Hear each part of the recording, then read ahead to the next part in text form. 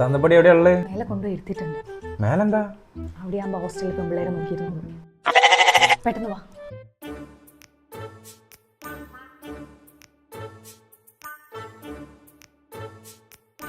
Engine പണിയും വന്ന് ഓയിലും കത്തി തീർന്നു. എന്ത് പുള്ള പല തന്തക്കെല്ലാം കേട്ടിട്ടുണ്ട്, പല തള്ളമാർക്ക് ഉണ്ടാവും. ഞാൻ ആദ്യമായിട്ട് കേൾക്കണം. അച്ഛാ ഞാൻ പോവാണേ. മകും വെള്ളമൊക്കെ അവിടെ വെച്ചിട്ടുണ്ട്, കുളിപ്പിക്കണം.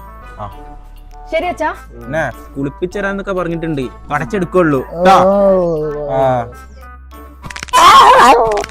ഫോൺ എടുക്ക്, ഫോൺ എടുക്കടാ, ഒന്ന് ഫോൺ എടുക്കടാ, ഫോൺ എടുക്ക്. ഹലോ ഹലോ, എവിടാടാ കുട്ടാ? ഞാൻ വീട്ടിലുണ്ട്.